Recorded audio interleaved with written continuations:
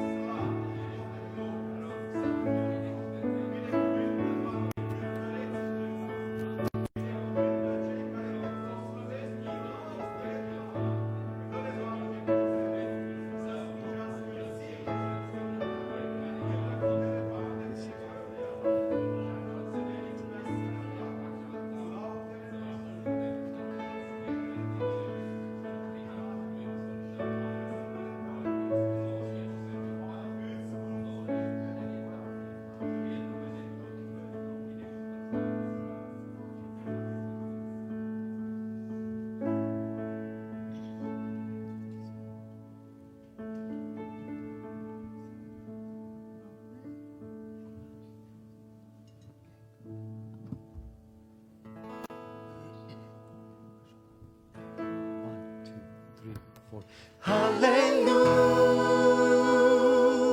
hallelujah, hallelujah, hallelujah,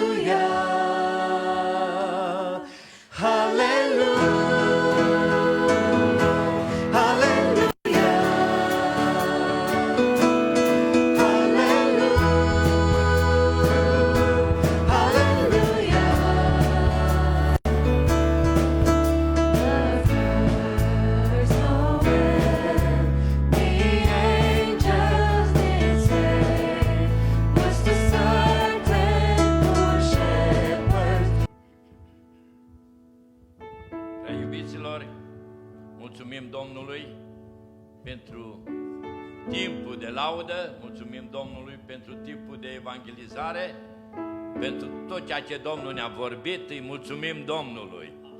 Acum în față ne stă împărtășirea cu corpul și sângele Domnului. Îi mulțumim Tatălui din cerul pentru Fiul Său, care l-a dat să moară pe cruce la Golgota pentru păcatele mele, pentru păcatele voastre. El a plătit plata păcatului nostru prin Fiul Său. Și mulțumim Domnului pentru tot ce a lucrat și a făcut. Doresc ca cu toții să ne sculăm în picioare și aș dori să facem o rugăciune de mărturisire.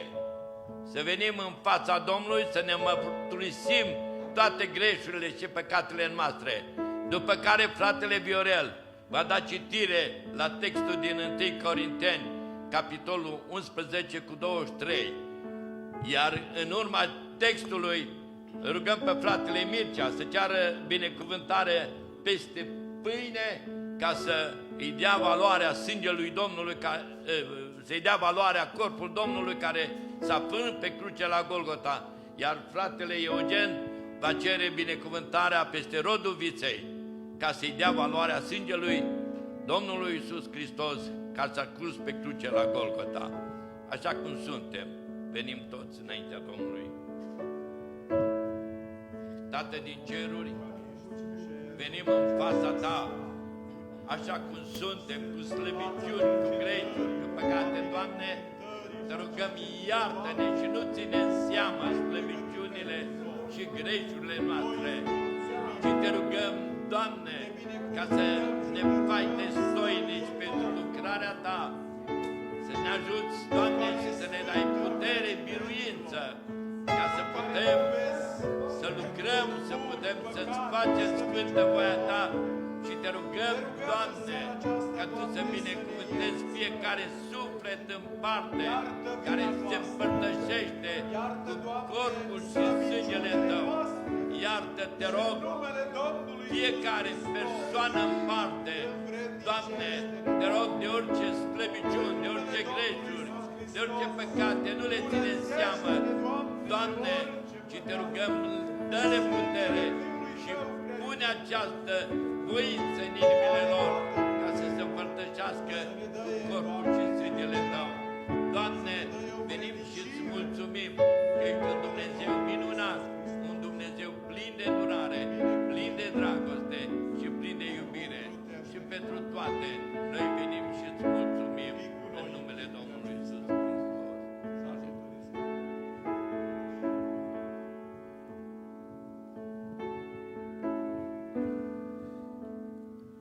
Căci am primit de la Domnul ce v-am învățat, și anume că Domnul Iisus în noaptea în care a fost vândut a luat o pâine și după ce a mulțumit lui Dumnezeu, a frânt-o și a zis: luați, mâncați, acesta este trupul meu care se frânge pentru voi.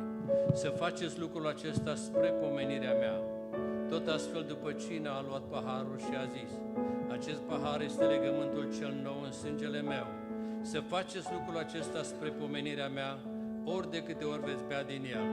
Pentru că ori de câte ori mâncați din pâinea aceasta și beți din paharul acesta, vestiți moartea Domnului până va veni El. De aceea, oricine mănâncă pâinea aceasta sau bea paharul Domnului în chip nevrednic, va fi vinovat de trupul și sângele Domnului.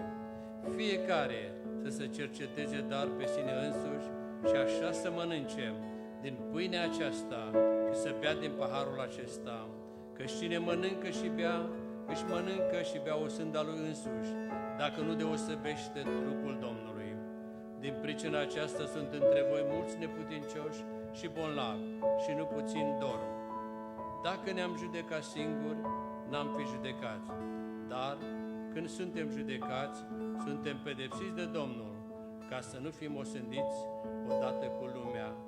Amin.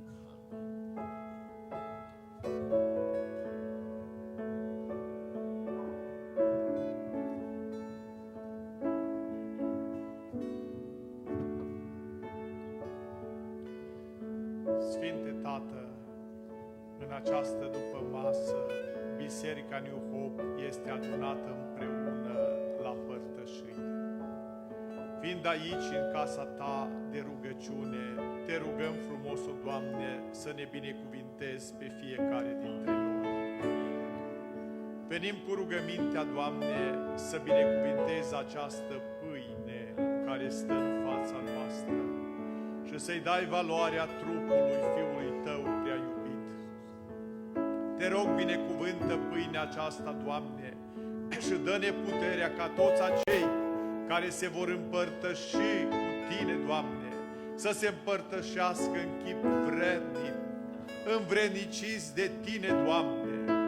Noi nu suntem vrednici, dar știm că este unul și acesta este Fiul Tău prea iubit, Domnul nostru Iisus Hristos.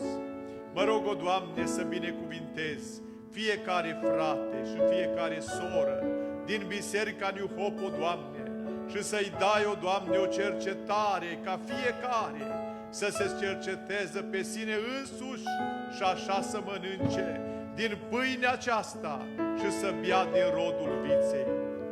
Mă rog, o Doamne, să ne ajuți ca la această ultimă cină din anul acesta, Doamne, să luăm parte cu toții, să luăm parte și să proslăvim prin această lucrare numele Tău cel Sfânt.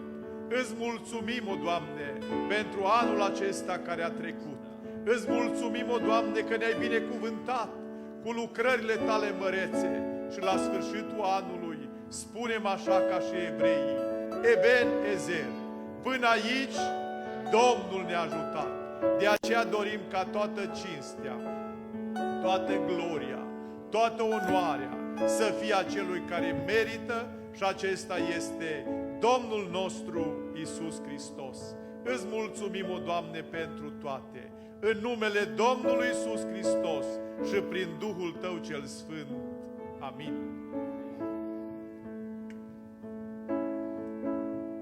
Tată Ceresc, în numele Domnului Iisus suntem înaintea Ta. Te rog să binecuvintezi Biserica New Hope, să-i dai o bucurie deplină de mântuire, căci Tu ai făcut la Golgota ceea ce nu s-a găsit nimeni, nici în cer, nici pe pământ, să facă ceea ce ai făcut Tu pentru noi toți. Îți mulțumim pentru sângele vărsat la Golgota. Îți mulțumim, Doamne, și Te rugăm să binecuvintezi acest must, acest vin, prefăcându-l ca simbol al sângelui Tău, care a curs la Golgota, pe muchiile crucii, pentru noi toți. Îți mulțumim, Tată, Te slăvim din toată inima și Te binecuvântăm. Rămâi nădejdea noastră până la întâlnirea finală cu Tine. Amin.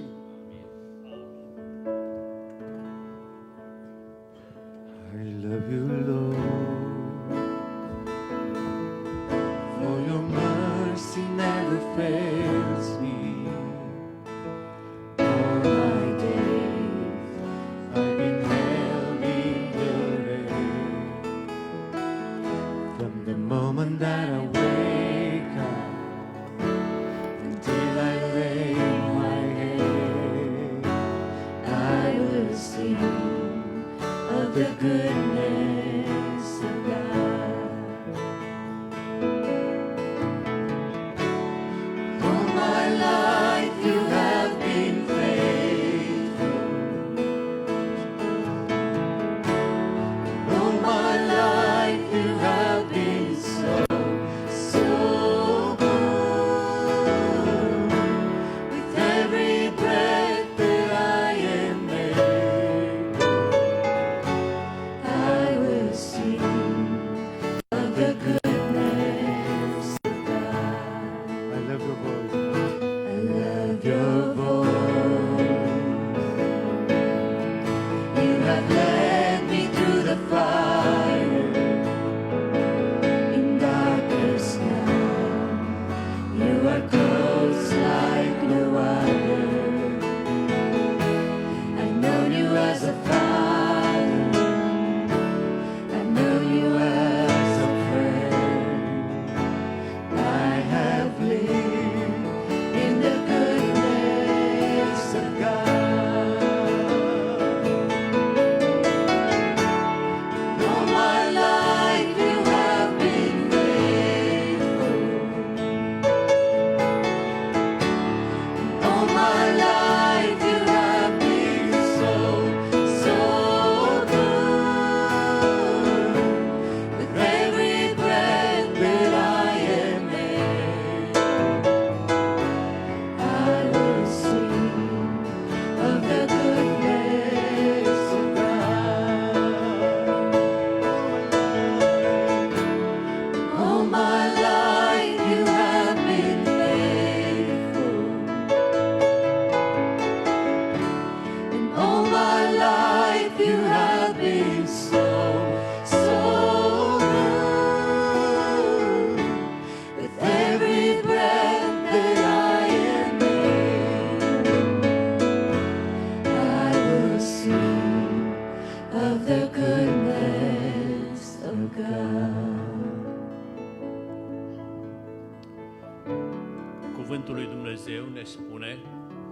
că în seara când Domnul Iisus Hristos a fost vândut și era cu ucenicii Lui, a luat o pâine și după ce a mulțumit lui Dumnezeu, le-a dat-o ucenicilor zicând: luați toți și mâncați, acesta este trupul meu care se dă pentru voi, luați și mâncați.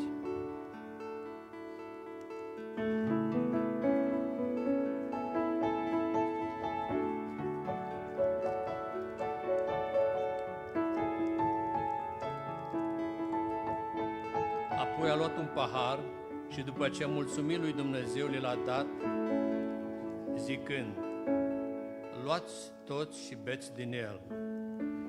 Și le-a zis: acesta este sângele meu, sângele legământului celui nou, care se varsă pentru mulți. Luați toți și beți.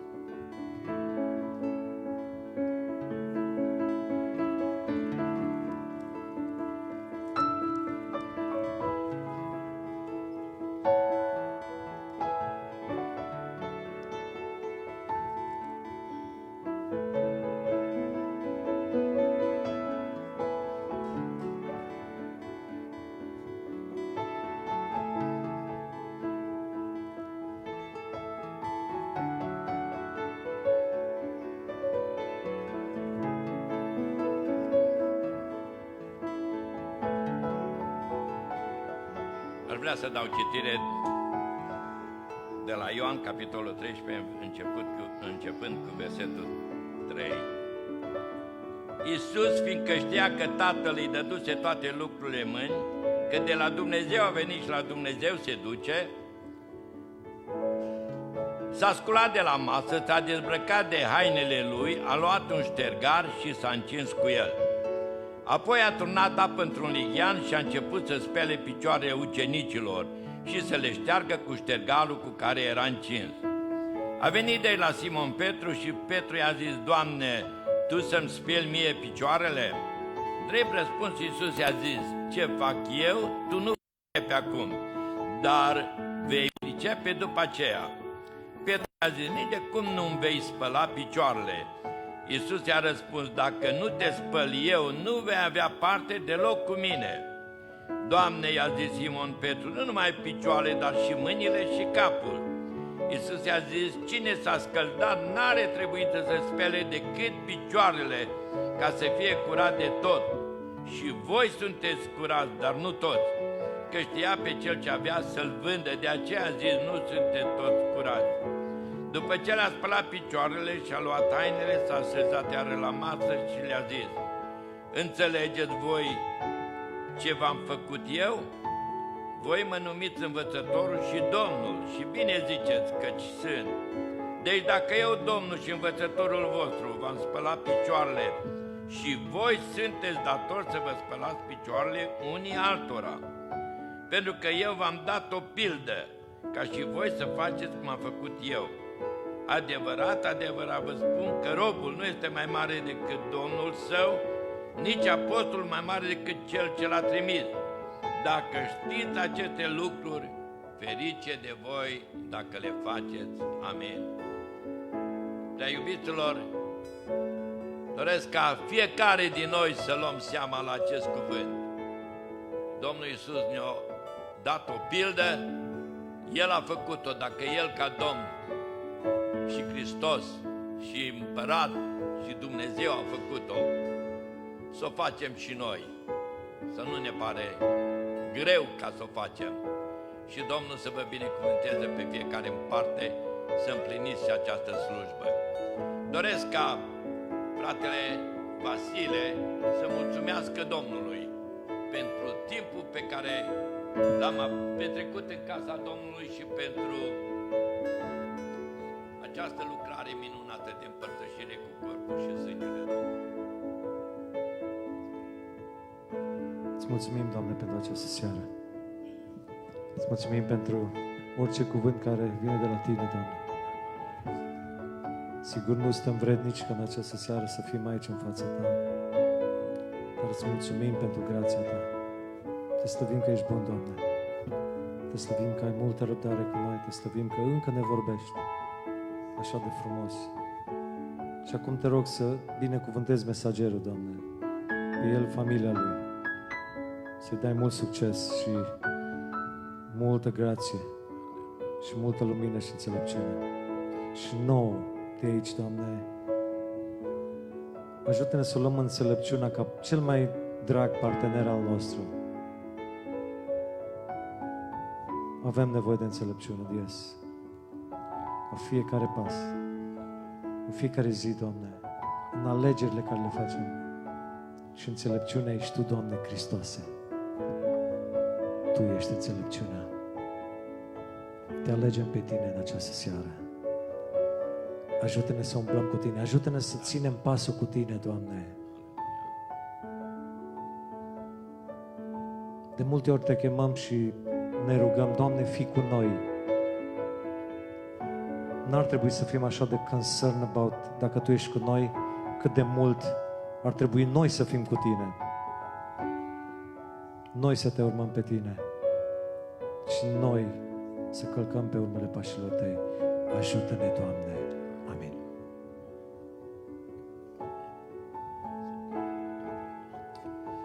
Haideți să închidem ochii și să ridicăm mâinile sus, cei care aveți curajul, și să zicem rugăciunea Tatăl nostru.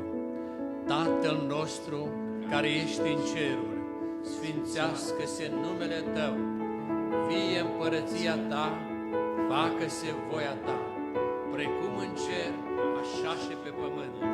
Pâinea noastră cea de toate zilele, dă-ne nouă astăzi și ne iartă nouă greșelile noastre, precum și noi iertăm greșiților noștri. Și nu ne lăsa pe noi în ispită, ci ne izbăvește de cel rău, căci a Ta este împărăția, puterea și slava în veci. Amin. Harul, pacea și împărtășirea Domnului Iisus Hristos să rămână cu noi și pe mai departe, peste noaptea aceasta și peste săptămâna în care vom intra. Și vă rog, fraților, nu uitați, joi seara, la ora 7:30, avem părtășie în casa Domnului. Toți care puteți să veniți, vă invităm să veniți la părtășie împreună. Amin.